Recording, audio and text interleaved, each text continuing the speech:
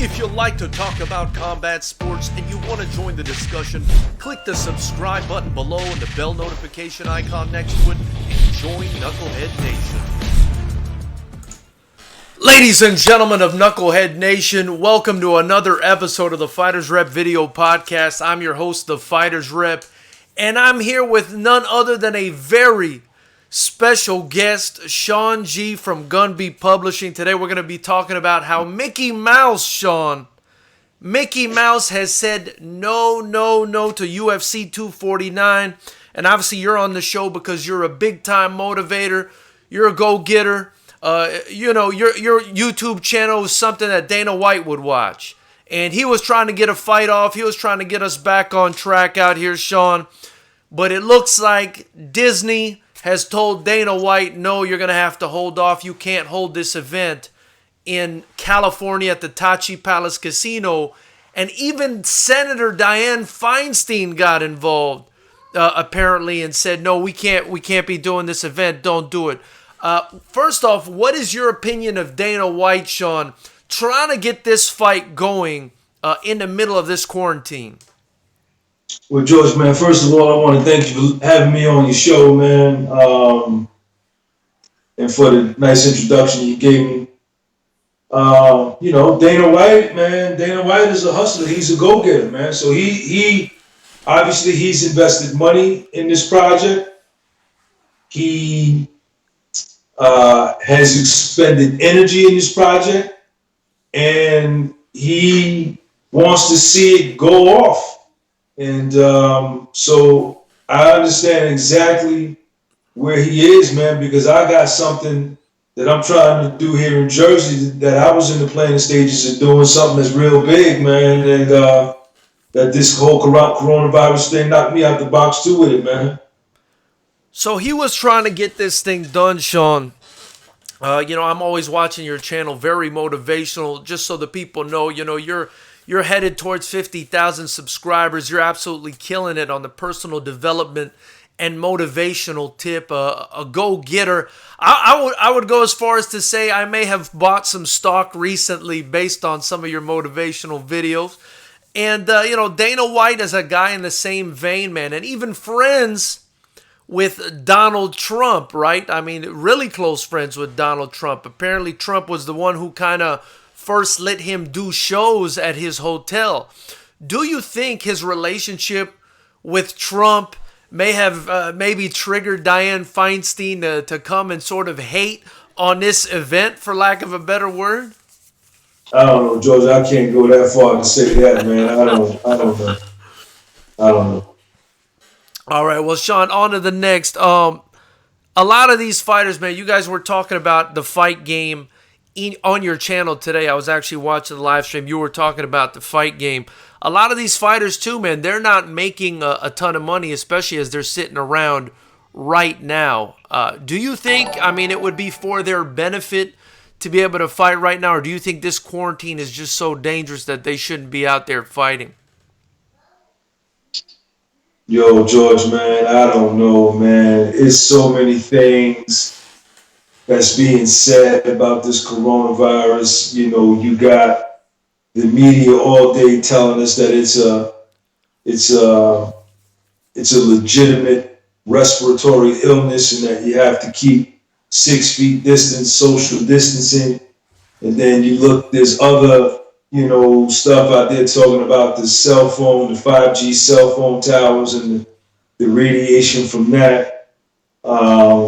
So I don't really know, man, what's going on.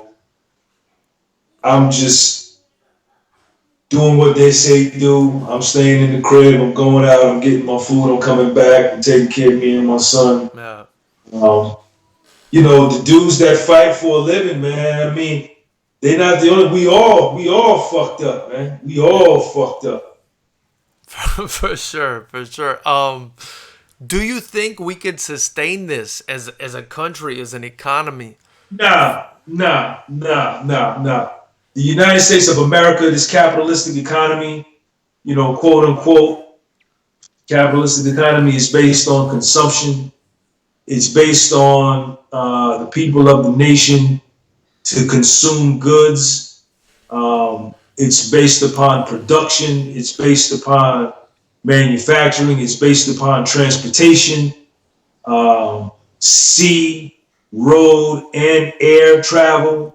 So nah, man, we can't. This country ain't built like that, man. So I don't know for how much longer it could go like this, but nah, we not built for this. When do you think this ends, in your opinion, Sean? Well, they said something today. I think it's all based on New York, the way they're making it sound.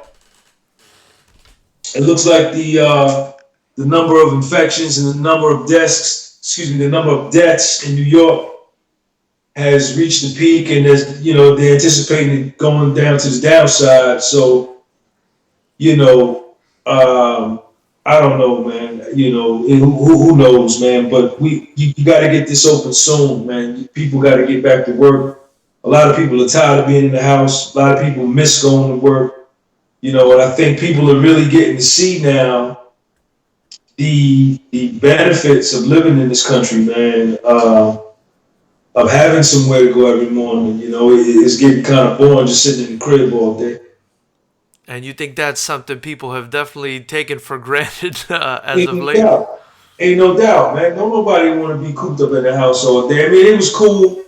It was cool for the first week, man. But people want to get back to work, man. We want to get back. We want to go out. We want to go to the mall. We want to get back to some sense of normalcy, man. Yeah. Become accustomed to. Sean, it seems to me that this virus, even though I'm taking it seriously, I'm sitting inside or whatever, it's locked up myself. It seems to be affecting older people, people that are sick, maybe underlying conditions and whatnot. Your channel is so focused on not only motivation but fitness as well. Do you think this is going to inspire like a fitness renaissance perhaps in this country? I think so. And I think that people now that are unhealthy and not in shape, are really looking at it, like you said, they're looking at their lives, looking at themselves and at their life, and they're saying like, yo, man, I got to get right, man. I got to get right, I think when we come up out of this, it's going to be here in Jersey on the East Coast. We're going to be right into spring, going into the summer. And, I shoot a lot of videos out in the parks, a lot of the calisthenics parks. So I think people are gonna get out, man, and start taking care of themselves, start eating better. Because, what they're saying is that most of the people that are dying, obviously, the elderly that are contracting the virus, it's kind of rough on them. Even if they contracted the flu in their 70s, it'd be rough on them. But when you got pre-existing underlying health issues like high blood pressure, diabetes, cholesterol, it just makes it even worse for you, man. Harder for you to bounce back. Well, Sean, you've got this whole fit over 50 movement No going doubt. on right now, man. First off, tell me a little bit about the fit over 50 movement that you've espoused and pushed for on your channel. And also, how important that seems in the context of this virus, especially. Well, fit over 50, man. I'm 51 years old. And 50 years old is not old. 50s is the new 30s, I like to say. And I've never been on any kind of medication, never been sick, never been in the hospital. Wow. And I just, I'm in shape, man, and I like to stay in shape because when I'm in shape, I feel good. And when you feel good, you look good.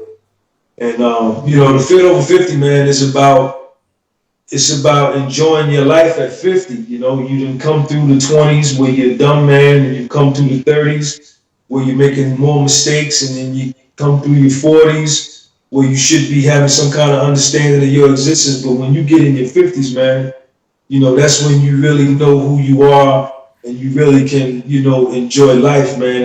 And you got to be right, man. And fit over 50 is the move, man. It's not old. 50 is not old, man. It's not old. No, I couldn't agree more. I mean, I'm very much into fitness. I mean, as a fight promoter, I know how important fitness is, especially for the fighters. But one thing that I'm really amazed by is, you're in your 50s. I feel like the typical American, unfortunately, at this point, probably isn't on some diabetic medication, some medication for their high blood pressure or cholesterol. You've got none of that going on, Sean, and it's not like you haven't had stressors in your life. I mean, you've had stressors that you've shared with us so many times on your channel. Kind of what is it, in a nutshell, that you're doing in order to prevent those diseases from catching up to you? Man, number one, man, I eat clean. Number two is I get my sleep. I turn my phone off, my computer, all these lights, this TV, I turn everything off. 9:30, 10 o'clock, and I get my ass in the bed. I need my 7 hours. I work out probably 7 days a week. My lowest workout that I'll do on like a rest day is I'll go run about a mile and a half, and I'll consider that a workout. But on any other given day, I'm doing 200, 300, 400 push-ups, 500 push-ups. I'm doing burpees. I'm doing pull-ups, push-ups, and dips. George, you still there? Yeah, I'm here. Yeah, somebody called. The video's still going, George. We good? The video's going, but it's frozen now. Okay, yeah. I can still hear you though, Sean. Yeah. Let me see something.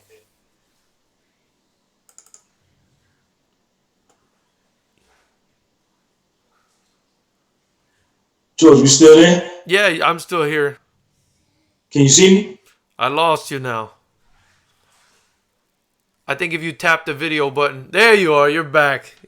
All right, so we're moving now, right? Yeah. No, we're good. We're good. So sorry about that, y'all. Somebody was trying to call in while I was saying what I had to say. Yeah, George, that's what I'm on, man. My health, and then like my mindset, my mentality, man, is like I'm not gonna be denied, man. I'm not gonna be denied this vision in my dome, man. I'm not gonna be denied, and I can't get this vision in my dome if I'm fucked up and I'm in the hospital, or I gotta take medication, or I'm not 100% every day, man. I gotta be, nigga gotta be right every day, man. 140%. I'm going for mine, man, and ain't nothing stopping me, man, to get this vision to this. I got a plan, man. I'm executing my plan, man, and I got shit I got to do, and I got to be healthy in order to do it, man. And that's what it's gonna be. You really seem to understand on another level, Sean, the mind-body connection with regards to that, because a lot of people, I mean, they feel like shit, they're stressed out, they're depressed, and they're eating like shit. And they don't understand why they feel that way, or they're not getting any sleep, or they're not exercising. They're just, sitting on the couch. I mean, how important, in your opinion, is a healthy, clean body to a healthy, clean mind? Well, I think they go hand in hand, man. If you look back at some of my older videos, when I was overweight, when I was fatter than what I am now, and I was drinking sodas and I was eating cakes and donuts and shit, it has a direct impact on my mental state, And when I'm on my clean eating shit, when I'm on my oatmeal, when I'm on my tuna, and I'm on my sardines, and I'm on my apples, and I'm on my water and my eggs, and my body is clean, my energy level is up, my vibration is up, my thinking is lucid, and I got the energy to do whatever I need to do. But the mental part is the primary part, man. The body is the servant of the mind. The body gonna do what the mind tell it to do. And like you talking about, a lot of people are broken, man. You know what I'm saying? They can't seem to fix themselves. A lot of them, well, I can't speak for everybody, but it seems as though they given up, man. Like motherfucker, they just didn't quit with their life because of some event, or they've gotten overweight and they want to go to the doctor and pay a certain amount of money to remove fat. Like they don't want to put in the work, man, to get where they need to be, to get the kind of body that they want. And you know, that just ain't never been my style. I'm gonna get mine. You know, I love the dedication and the drive that you sort of, you know, give off. It's that confidence that you give off in order to reach your goal in your video. I mean, that's immediately noticeable, and that's kind of why I wanted you on this video as well, where we're talking about the UFC and Dana White and all that stuff, because, you know, Dana White's kind of the same guy, and a lot of people will knock him for trying to get an event off right now at this time. But I think, you know, it also needs to be respected, right? Because, I mean, it just shows you how serious he is about his grind. That's what he do. That's what he do. He's an entrepreneur. He built that shit. I was watching something on him the other day. He built that shit from nothing, man. He bought it from a dude. I was watching the story. He built that shit from nothing. He's got equity in that thing, man. Soul equity. He's putting his whole life into that thing, man. So you can't knock a man for wanting to do what he do. I don't knock the man that works for the electric company when he goes out and fixes electricity, or the dude, you know, that fixes transmissions. That's what he do. So that's what he want to do. I don't knock him for that. For sure. And speaking of what he wants to do, I mean, you've got this, you know, you've got a couple books out. You've got this YouTube channel that's like popping, man. You know, approaching 50K subscribers. You know, you came from a life of, you know, I believe it was an investment. You said you made a lot of your money in stocks and whatnot. I mean, what's the end goal for you at this point, Sean, or what's the motivation right now for you? What are you looking to do? George, man, nigga lost $1 million, man. I lost 1.2 million, man. My New Jersey real estate broker's license, 9 rental properties that was bringing me in about $7,000 a month. I lost a $400,000 a year income, and I crashed and burned and ended up in federal prison. And I made an oath to myself that I was going to make a comeback, and I made that comeback. I'm already back. I'm back further than I've ever been, even when I had money.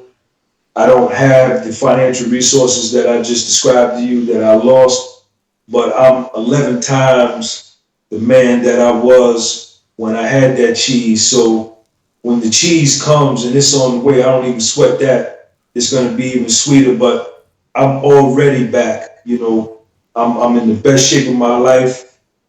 I'm fit over 50. I work out with any motherfucker on the planet. Ain't scared to work out with nobody. My endurance is strong. My stamina is strong. My mind is tight. You know, my circle is small, and my drive and my fucking will to win and to see my vision all the way through. You can't, goddamn, the United States military couldn't knock it out my body, man. I love it, Sean. Sean, that's a mentality that I really dig. I really admire. I try to espouse that myself, even though, you know, I didn't even know who you were up until a couple weeks ago when I came up on your channel. Right. We reached out on Instagram. Yeah, but I mean, I try to, you know, have that same mentality because I feel like it's necessary to succeed. Where did you derive that mentality, and why do you feel like so many people are missing that? My shit came from, well, I've been a hustler all my life. I grew up in North Jersey my whole life. I started off with a paper route in like the 7th grade, 6th or 7th grade. We had paper routes back then. Then I started caddying. I've always been someone who was a get up and go, a mover and a shaker. But what this mindset that I have evolved and derived from pain. it is an outgrowth of crashing and burning. And I read a book when I was in prison. It was The Count of Monte Cristo, and in that book, the central character, Edmond Dantes, who eventually becomes the Count of Monte Cristo, he was explaining in one of the stories, he was talking to a guy, and the guy wanted to kill himself because his fiance had left him or whatever the case may be. But he was, super depressed, and it was an extended depression. And the Count told him, because the Count had been there, he was wrongfully put in prison. His father died. He lost everything, the Count of Monte Cristo. He was wrongly put in prison for 14 years, and he escaped, and he got out, and he took on his new identity. And he told this guy who was suffering from all this pain, he told him, says, you must have needs, you must have wanted to die to know how good it is to live. And what he was saying was that he had been exactly where that dude was at, and that out of his pain, you gotta find something that makes you get up off the mat. You gotta get the fuck up off the mat. You gotta get up off the mat. Whatever knocked you down, your divorce, your job loss, death of a loved one, accident, car crash, whatever. You're gonna be down on the mat, you're gonna be fucked up, but at some point you gotta find a way to get up off the mat. And mine happened to be when I went to federal prison. I knew that I was not going to leave my life, that my story wasn't going to end with what these fake ass motherfuckers wrote about me on the internet, all the newspapers here in North Jersey, that I was a fraud, and that, that wasn't, they wasn't going to be the last narrative of my life, that I was going to be the one to control my narrative, and that I was going to make a comeback for myself and my son primarily, but I was also going to make a comeback on the motherfuckers that bet against me, and this whole attitude was fomented in a federal prison in a very, very aggressive environment where you were by yourself and no one was going to help you. No one cared if you lived or died, and you had to care. And that's where that shit came from, man. And I rebuilt myself. I assassinated the old dude that I was, because he was weak, he was fragile, he was broken, he was fractured, he was destroyed. So I knew I couldn't come back as him, because he wasn't about shit. I had to recreate and build a new Sean, man, and that's what I did, man. Wow, that's really intense, Sean. How long were you in prison? How much time did you have to reflect on all this stuff? 15 months, 15 days, and 19 hours. Wow. And this is all talked about, in detail, I'm sure, in more detail, in your own Count of Monte Cristo, right? In your book, Astigmatism in My Soul. Yeah. I go into great lengths about what happened to me and how I destroyed myself, I destroyed myself. And there's another story about the Phoenix. You familiar with the Phoenix? Absolutely, yes, sir. Phoenix is a legendary bird that lived in the Libyan desert. And the ancient Egyptians, I went to Egypt back in 08, 09, and 010. And when you go into the Valley of the Kings and the Valley of the Queens and all the temples, you can see that they revered the phoenix, right? So the phoenix was a legendary bird who destroyed himself by fire on the pyre. And from his own ashes, he resurrected himself. He put himself back together in order to fly again, and he rose anew. And so, yeah, man, I talk a lot about that in my book, about how I self-inflicted wound, how I self-manufactured and self-inflicted wounds that destroyed myself. And I also put myself back together by myself and I'm here today talking to you on your channel.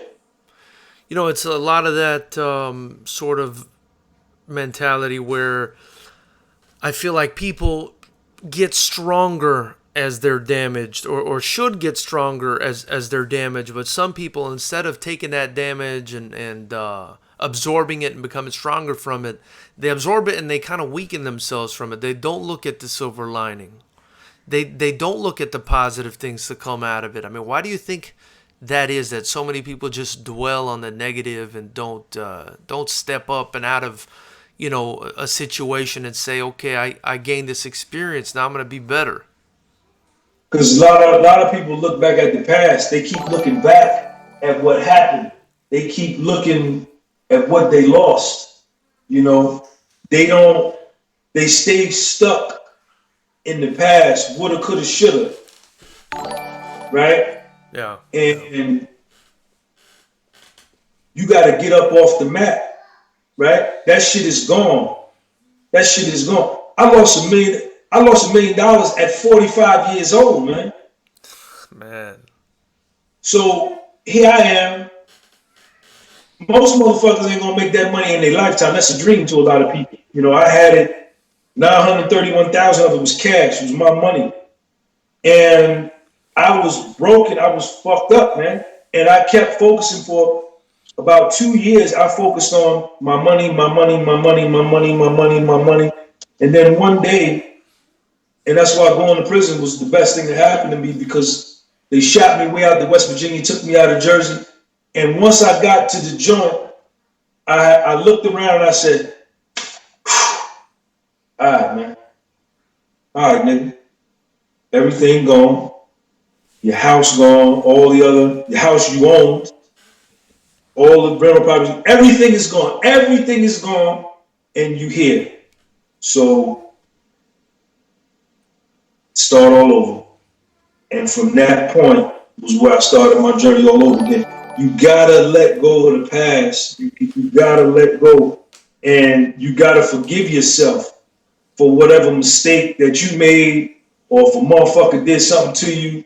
You gotta say, okay, that ain't my fault, because that person did that to me, because they presented to me who I thought they were.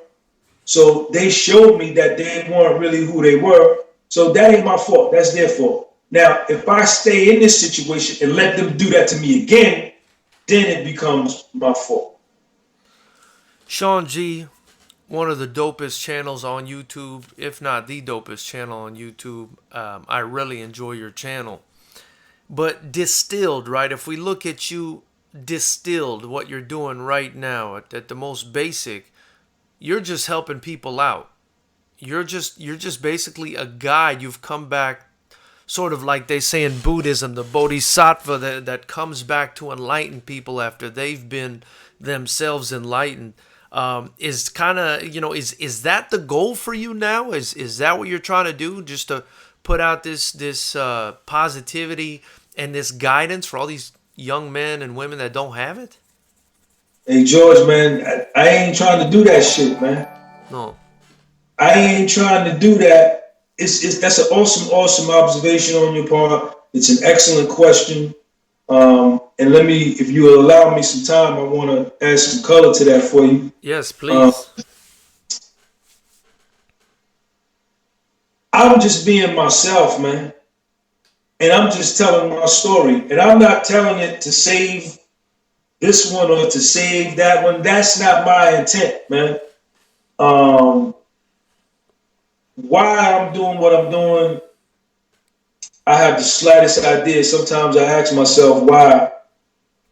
But all I'm really doing is telling my story. And I get DMs, I get emails, I can see in the comments, I get people that hit me on the FaceTime after I DM them on the Instagram, and they telling me that I saved them from committing suicide. I'm the father they never had. I'm like an uncle to them. They watch me every day. I've gotten them back from, to start back working out. I've gotten them, to get out of fucked up toxic marriages and relationships. I've gotten them to focus on their self-esteem. And that ain't my intent. All I'm doing is being Sean G, man.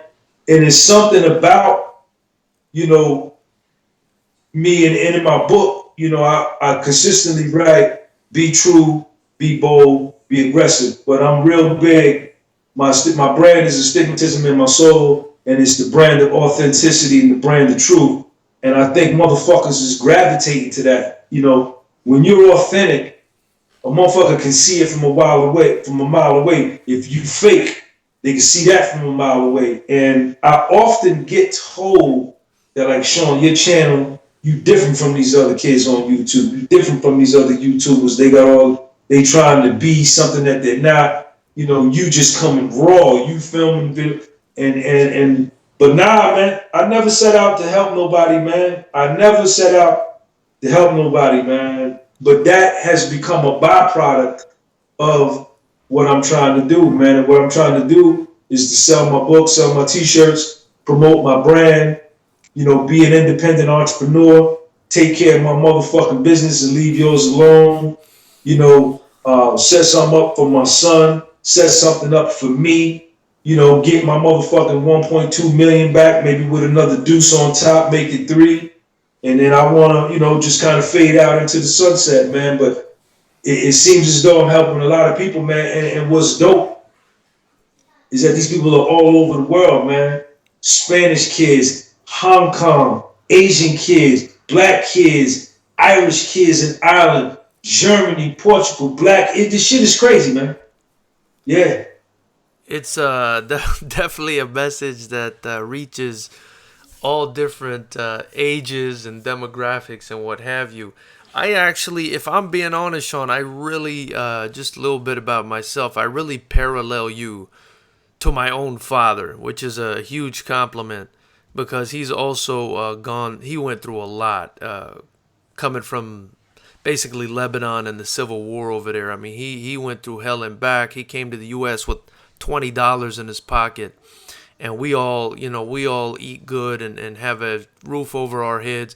And he's very much like yourself. You know, he just says what's on his sleeve.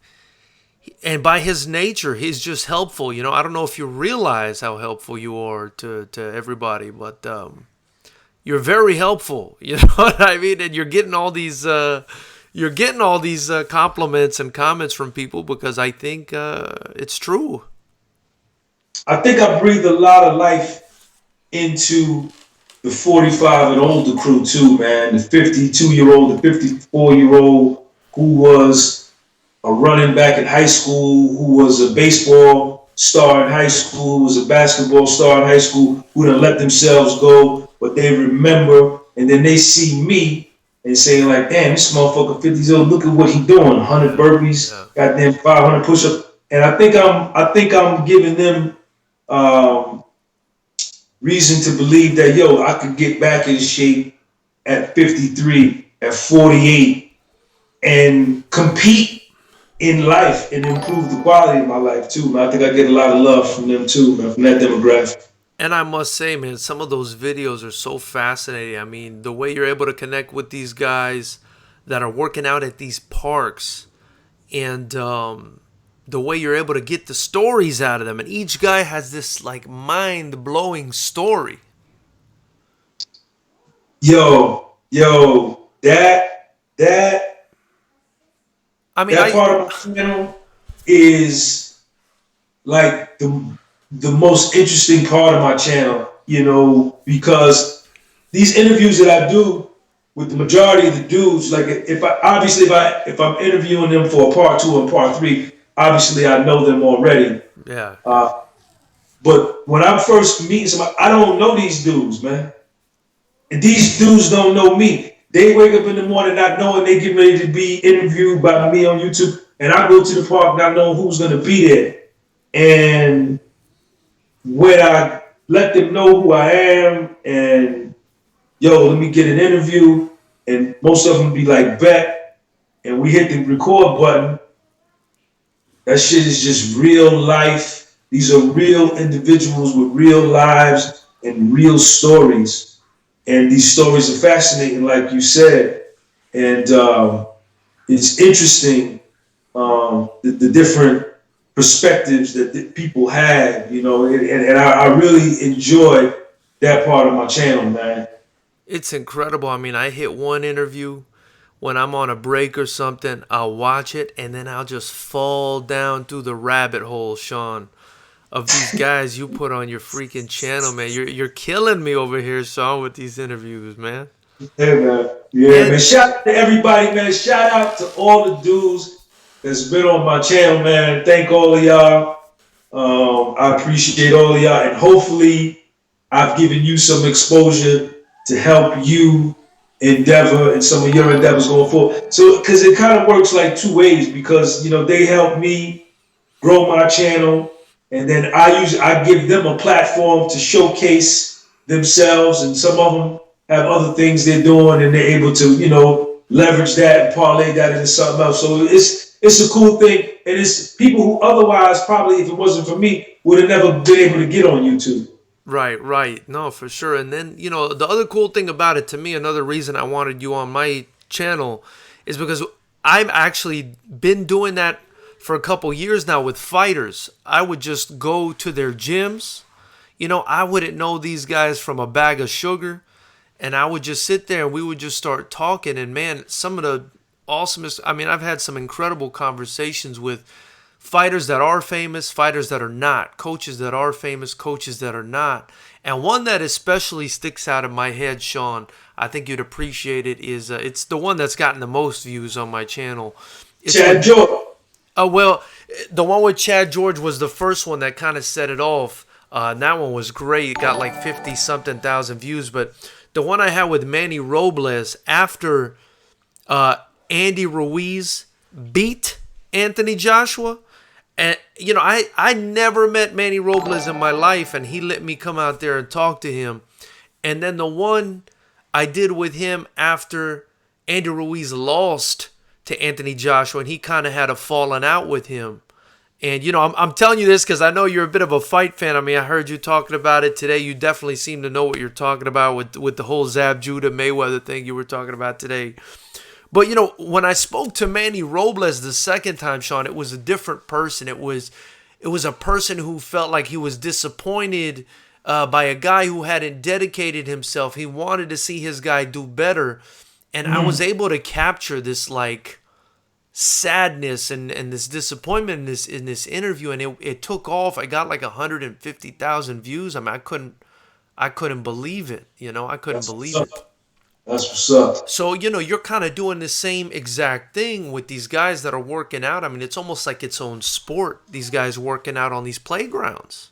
Yeah. You're here in Jersey, New York, man, New York metropolitan area. Calisthenics is huge, and there's calisthenics parks all over the place. And you could go there on a Saturday in the spring and summer in the morning, and the park is full with characters, music, raw street dudes with backgrounds, you know, that are in the park working out, and they all got a dope ass story to tell, man. And it's, you know, it's fascinating to me, man. And a ton of them, Sean, a ton of them are 30, 40, 50 years plus and just shredded. I mean, you got guys on your channel 50 years old plus, shredded to the bone, Sean. Yeah. Shredded to the bone, man. Defying age, defying gravity, man. Right. I mean, right. how does that make, I mean, that can't be anything but motivation for yourself as well, not just your viewers. Yeah. You know, I like to showcase that because, like we were talking before with the question you asked, it shatters the myth that you can't get right at 42 years old. Yes, you can. You know, it shatters the myth that, because I've done some interviews with some dudes who were fat and are not fat no more. It shatters the myth. It shatters the myth that once you cross 50, that you can't build testosterone, you can't build muscle. And, you know, I think what's most important that people should get from my videos that I do in these parks is that you got to do what works for you. Because what works for him may not work for him. All of these dudes have their own story as to how they look. And you got to do what works for you. And I think everyone's individual. And I think that comes across loud and clear in all my videos. Sean, another thing that I've kind of picked up from your videos, and I mean, it seems simple. It seems like an obvious, simple formula, but there's so many complexities that come with these interviews. You've got the stories of these guys. You've got their workouts. You've got the motivation. You've got their mentality. Their religion gets brought up sometimes. Their eating habits. I mean, there's so many different facets. But one facet that I really looked at and I'm like, damn, Sean could start a revolution here, is this whole working out at a playground, to hell with the gym, do calisthenics revolution. Because if I'm being honest with you, Sean, I've lifted weights in my life and I've played sports in my life and done calisthenics. And from what I've seen from your channel, the body type that I prefer is the calisthenic one over the big bulky weight one. I mean, maybe, maybe I don't know, maybe I'm off the mark here, but I feel like you could start a revolution with this kind of channel if people keep seeing what kind of shape these guys are in by working out at a park. I think I already did that. I'm not going to take credit that I did that, because people have been working at the parks long before I started filming. But to go along with what you're saying, I guess I'm helping promote the fact that, nah, you ain't got to go to the gym. I don't lift any weights anymore. My whole workout routine in my life is calisthenics, cardio, burpees, abs, core. I don't get injured like I used to stay injured when I was training with weights. And I'm stronger. My endurance is way longer. My stamina is up, and my physique looks better when with my shirt off or on, with clothes or not, and I'm just fucking stronger, man.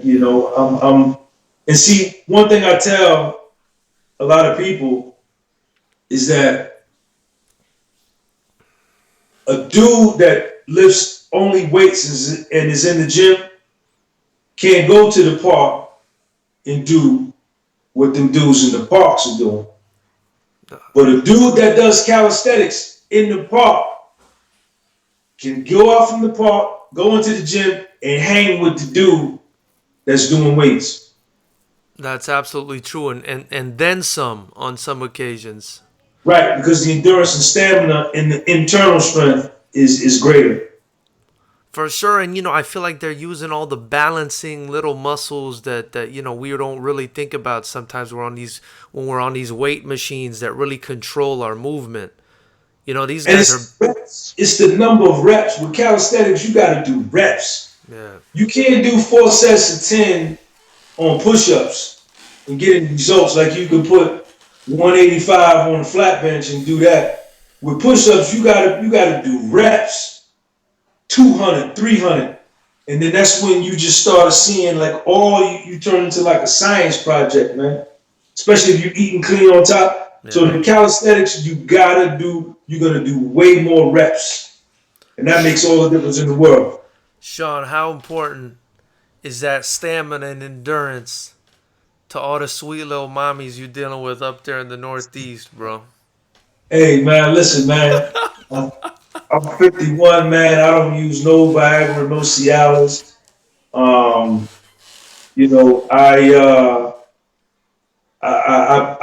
ain't got no problem getting involved with no woman. I don't care what her age is.